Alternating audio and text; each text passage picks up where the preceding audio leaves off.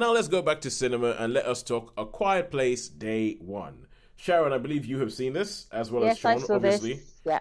Yeah, so Sharon, go ahead. Tell us A Quiet Place Day One, because there's two of you, and I'm feeling generous this week, even though we don't have time. I'm going to give you 5 minutes. So, Oh. so go for it. Okay, yeah, this is again a clearly a prequel to the other Quiet Place films. Yeah. And our main protagonist in this is a lady called Sam, who is, it's obvious from the beginning, she's living in a sort of respite care hospice type area, and she's at late stage cancer. And the place she's living, it's not terribly luxurious, so um, her circumstances are, quite reduced. She's obviously a very ill lady, and they're proposing to go into the city for a theatre show. And she has her own plans because she knows she's coming towards the end of her life, and she wants to go on like a personal pilgrimage. So she goes on this trip, and then things start happening while she's on this trip. Unexpected, that obviously throw her plans into disarray because there's been an alien invasion. Yep. And we know that these alien invasions are sensitive to noise. So people who run around screaming are the first to get picked off. And events soon become clear to the people who survive that being quiet is quite important. And so the film involves as a form of pilgrimage. There's things she wants to do. Her primary concern is not about survival, because that is not an option for her anyway. Yeah. So she wants to fulfill her own personal pilgrimage. And so she sets off on this journey. And along the way, she does encounter different people. One of those characters is someone we meet in film two. So we meet them in Quiet Place 2. So there is that crossover, there's that link to the films, the other films. But most of the journey is this pilgrimage. And so she does encounter these other pilgrims, people who are also on their own journey. Some of them she's with for a little while, and others she's on for quite a long time.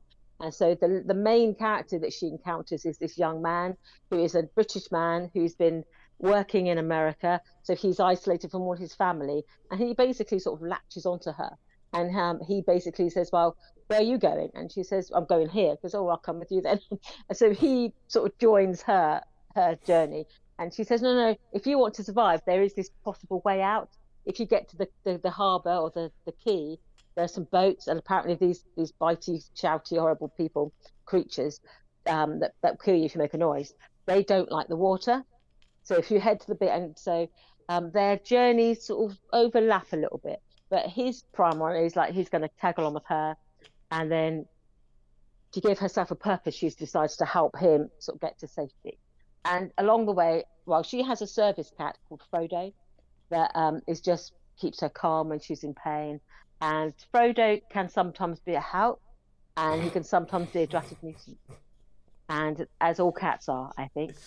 He reminded me a little bit of Max. He had that expression as if to say, a bit like Muffin. He has that, want some expression every now and then. Yeah. So for anybody who doesn't know, Max is one of Holly's cats. Muffin is essentially Sharon's dog. Yeah. He shows up on this podcast more often than not.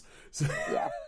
So he has an expression where you tell him to do something, and he'll give you a look, say, yeah, want some, and want a bit of this, and then you know that you can't do a single thing. And so Frodo has that look, and so you have this sort of series of events where they will encounter as they're on this journey, which is like part pilgrimage, part heading for safety. All right, cool. So, what did you guys think about this? Because, quite frankly, when I heard that they were making this film, I was thinking, I think it's getting a bit tired now. What else can you do? But it sounds like they found a way to freshen it up a little. Sure. Freshen it up a little. This film, and it's annoyed me in both the other ones, is the inconsistencies. The total inconsistencies. These creatures, Sharon, don't you remember? There's that one person, John, and the thing goes at the speed of the Flash or Superman and grabs it. Yeah. And there's other times when you've got the protagonist that they're going really, really slow, or they're chasing, but they're not. I mean, so these things are going shoo, shoo, taking people away, and then when it comes to the other people running, they're like slow. You know what I mean? Trying to run, but not. And it's just like, what's going on? And it really, really bugged me. That really, really bugged me with this film, because it's just been the same in all the others. It's like with the strength of them, what they can do, they can go through a silo, but they can't get into a car. Back in the other films, and it just really, really irritated me so much. And So yeah, so that's basically Put down for that it. was like I this. actually, This was a on the other, quaddy-legged hobby one. Mm. yeah, I am the other chance. I actually liked it. Yeah, I enjoyed I this thought one. it'd be your suit. I like the fact that this sort of the sort of pilgrimage Mm. aspect of it, this Odyssey. I like the characters. Yeah, to me, I have engaged with it. And I did see I think I haven't seen both of them with you, have I, Sean? Or did I see the first two No, I with think you? we saw one. We saw the One. first one together. Mm. And I have to say, I went with Sean and Joe, and neither of you liked it. And I was aware of the fact that neither of you liked it when I was watching it. When I watched this, I watched it with someone who was enjoying it the way I did. Mm. So I think actually it made my cinematic experience a bit better. Yeah, But sure, I actually sure. did like it. To me, All right. I liked it. I know I'm aware of the inconsistencies and some of the things the characters do. You're thinking, would you really do that? Mm. If you were in peril of your life? Mm. Probably not. But this is a film. It's it's about a journey and about her trying to fulfill, this sort of last wish. So I liked it.